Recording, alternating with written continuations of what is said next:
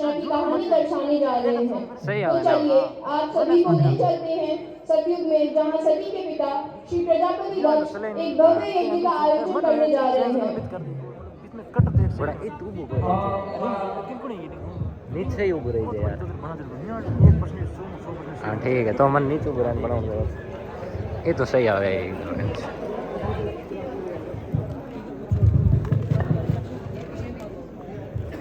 मैं प्रजापति दक्ष शिव और सती को अपने गौरव और गरिमा से खेलने नहीं दूंगा। मैं प्रजापति दक्ष एक भव्य यज्ञ का आयोजन करूंगा जिसमें सभी देवी देवताओं का स्थान होगा, किंतु मेरा अपमान करने वाले शिव और सती का स्थान न होगा।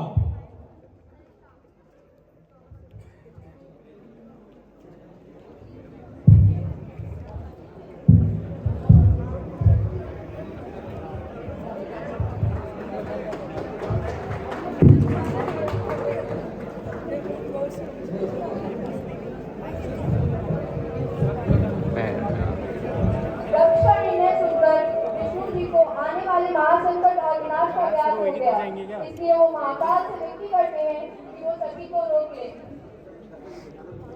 मैं नहीं चाहता मेरे आराध्य को अपनी सती के वियोग की अग्नि में जलना पड़े।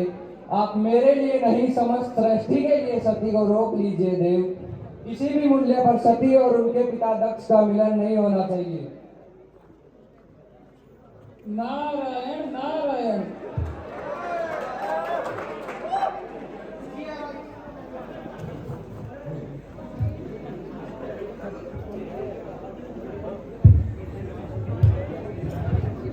जी आराध्य में परिवर्तन करूंगा। महादेव सती को यज्ञ में शामिल ना होने के लिए विनती करते हैं, परंतु सती ने निर्णय कर लिया था अब आने वाले प्रलय को कोई नहीं रोक सकता।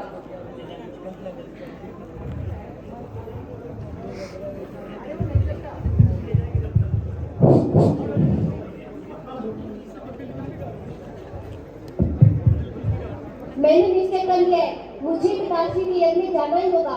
मैं नहीं चाहती पिताश्री देव के इस अभिन्न अंग का तिरस्कार करे। देव, मैं अपना अपमान तो सह सकती हूँ, परंतु आपका नहीं। समझने का प्रयत्न करो। मेरा सम्मान सिर्फ आप देखिएगा, आज यज्ञ में जब पिताश्री मुझे देखेंगे तो उनके मन में मेरे प्रति प्रेम पुनः जाग जाएगा।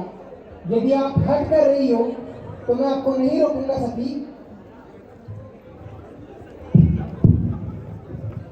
सभी देवी देवता यज्ञ में शामिल हुए और प्रजापति दक्ष सभी की उपस्थिति में यज्ञ प्रारंभ करने जा रहे हैं, परंतु विष्णु जी दक्ष को आखिरी चेतावनी देते हैं, पर अब दक्ष का सर्वनाश तय हो चुका था।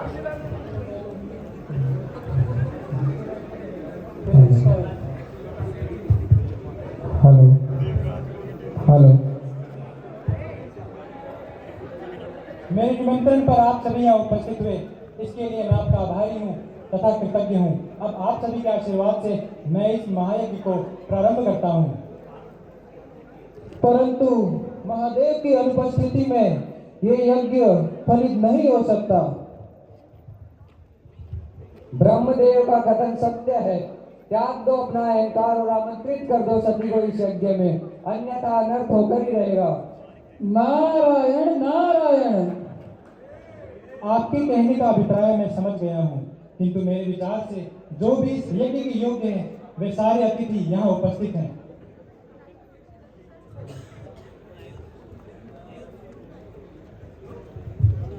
यज्ञ के यजमान नारायण, मेरे पिता ब्रह्मदेव तथा यहाँ उपस्थित सभी देवी देवताओं को साक्षी मानकर मैं प्रजापति दक्ष इस महायज्ञ में प्रथम आहुति देता हूँ।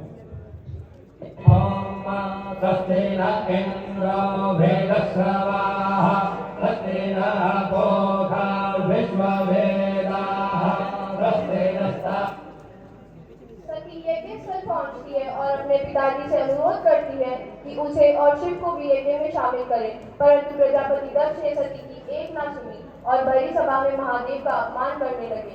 सती क्रोधित हो जाती है तथा यज्ञ की अग्नि में स्वयं को समर्पित कर देती है।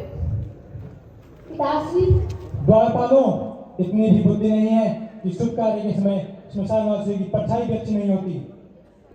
मैं आपकी पुत्री होने के नाते इस यज्ञ में आहुति देने का अधिकार चाहती हूँ पिताश्री।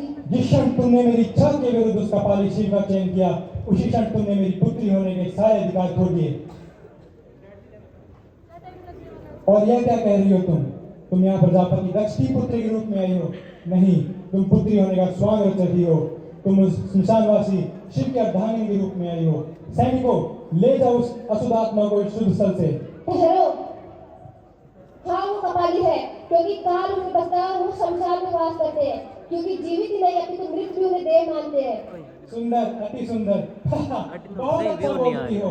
यह मत भूलो, तुम्हारा अस्तित्व मुझसे ही है और प्रजापति दक्ष ही है जिसने तुम्हें अस्तित्व दिया है। तो मैं ऐसी स्वीकारती हूँ ऐसे अस्तित्व को। मैं सी अर्धांगिनी सती को साक्षी मानकर इसी तरह अपने प्राणों की आहुति देती हूँ।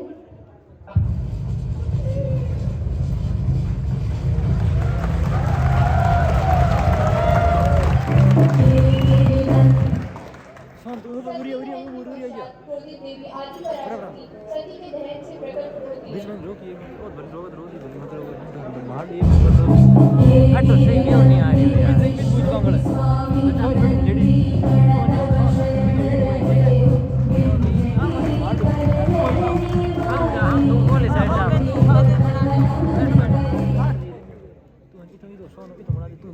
प्रजापति दक्ष, अब तुम्हारे क्या तुमने वो करेंगे जिसका तुमने इस बड़ी सभा में अपमान किया है। तुम सभी को भी दंड मिलेगा, ताकि इस पूरे संसार को इस वर्ण मुझसे नारी का अपमान ही प्रलय का आरंभ है। सती को इस स्थिति में देख महादेव क्रोधित हो जाते हैं और अपनी जटा से वीरभद्र की उत्पत्ति करते हैं। फिर वही वीरभद्र प्रजापति दक्ष के अहंकार का अंत करते हैं।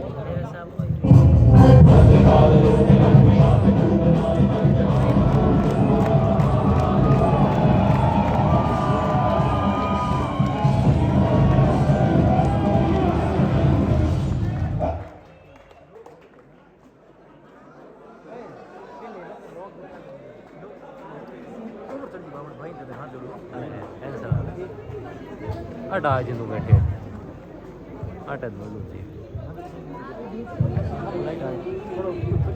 बट नो सही आओ तो वीडियो बड़ा मेरे पति को पूरे जीवन दान दिए।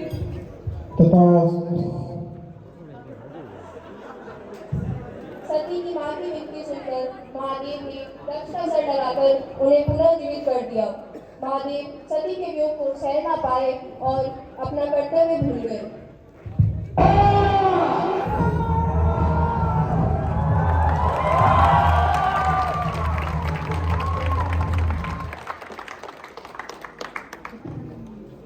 विष्णु जी अपने आराध्य को इस पीड़ाजनक स्थिति से मुक्त करने के लिए सती की मृतदेह के 51 टुकड़े कर देते हैं।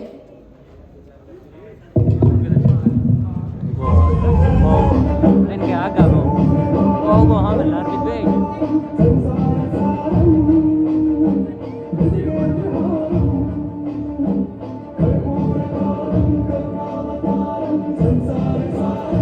इनके आगे थोड़ा ठेठा कीजिएगा। और वही 51 टुकड़े आज शक्तिपीठ के नाम से जाने जाते हैं। इस प्रकार हमारी पुरानी कथा का समापन होता है और मैं आप सभी का हमारे वो बन जाओ तो ठीक है, तो हम प्लेस पड़े होंगे।